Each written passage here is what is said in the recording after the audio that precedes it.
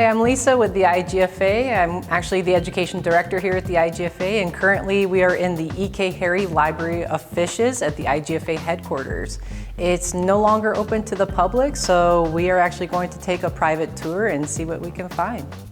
Okay, so here we have the main room.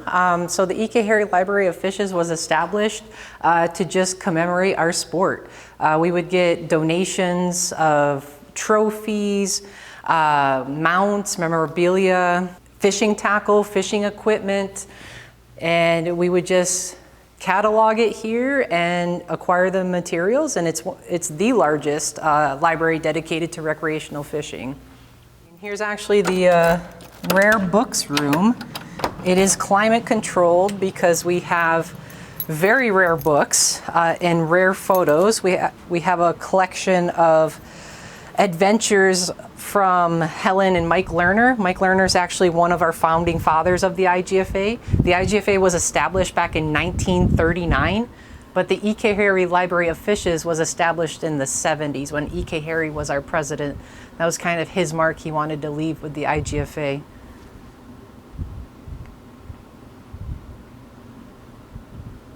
Yeah, Mike and Helen Lerner, they would go on all of these expeditions.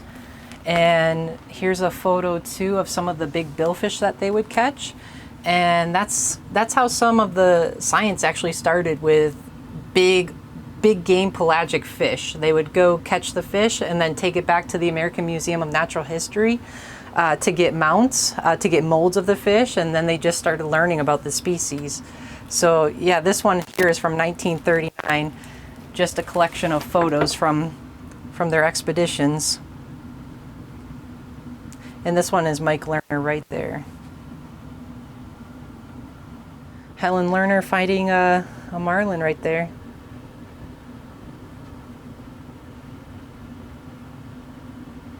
Some of the fishing tackle that we have is an example right here, is a perfect example. This is a fly rod.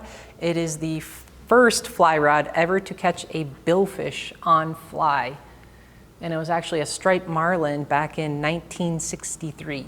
Yeah, so IGFA acquires some of these materials if there's an angling grate that passes away and has a lot of memorabilia to contribute, or if a fishing club kind of disperses and they have just a lot of history of their fishing club, they contribute to the library. We also still get magazines in from around the world as well, and you can see some right here. But we do keep the magazines, and we have magazines from the 30s, the 40s, the 50s, but we still get magazines in every month.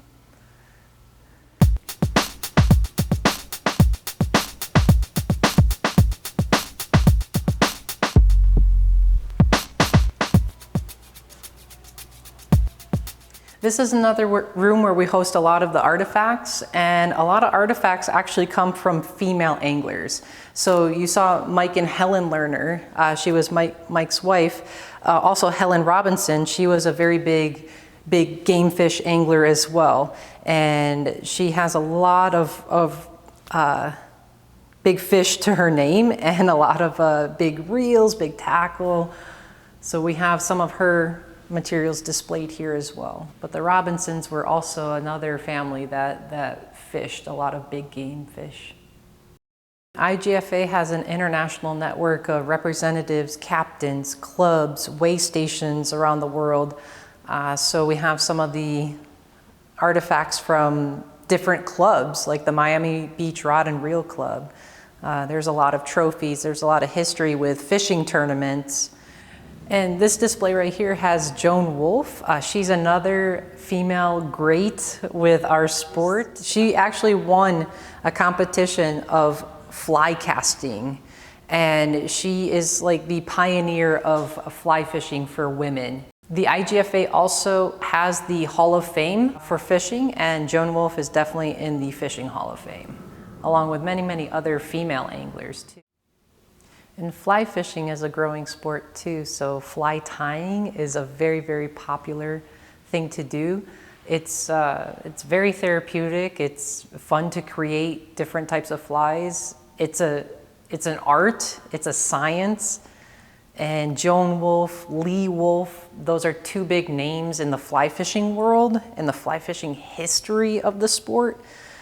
And this picture up here actually has one of the flies that Lee Wolfe tied. It's a size 28 midge fly, which is a super small fly, but we try to teach young anglers who are going into fly fishing that you don't necessarily have to tie the biggest fly to catch the biggest fish. You could tie a small jig or a small fly and still catch a decent sized fish. And I like to point that fly out there because it's so small.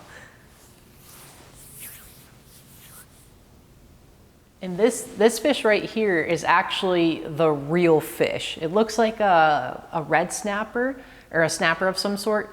So the library also shows the history and the changes of our sport and the changes how we kind of recognize our catches or recognize our memories. So this fish right here is the actual fish. That's how they used to do the taxidermy. They used to take the fish and then kind of paint over it. But now fish mounts are made primarily of fiberglass, and you can also catch and release a fish and still get an exact mount of that fish. If you take pictures, you take measurements, you can send it off and get an exact mount of that fish. You don't actually have to kill the fish to get the perfect size, perfect colors to remember that catch. And in here, this is actually the library portion of the E.K. Harry Library of Fishes. We have a wall of mounts on this side, and yes, some of them are the actual fish, but others are the fiberglass models of it to try to show the change of that process and how you don't actually have to kill the fish to get that memory.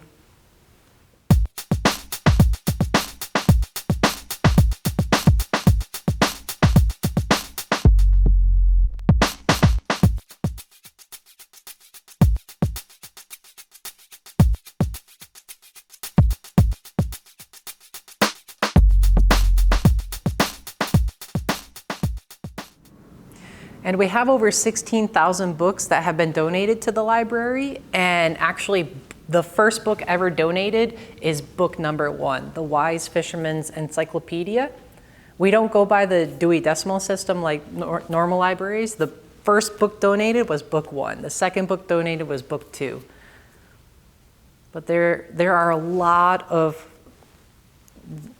a very diverse array of fishing books that we have here. Freshwater, saltwater, fly fishing, different species, different fish ID books, but over 16,000 of them. And there's a lot to learn about fishing. So there's a lot that I still haven't learned. And every time I come down here to the library, I learn something new. So it's always a fun thing about our sport is just to keep learning.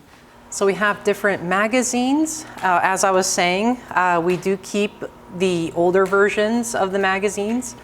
So some of them are from the 30s and the 40s. So we do catalog every type of magazine, every brand, every year. And we just collect all of them.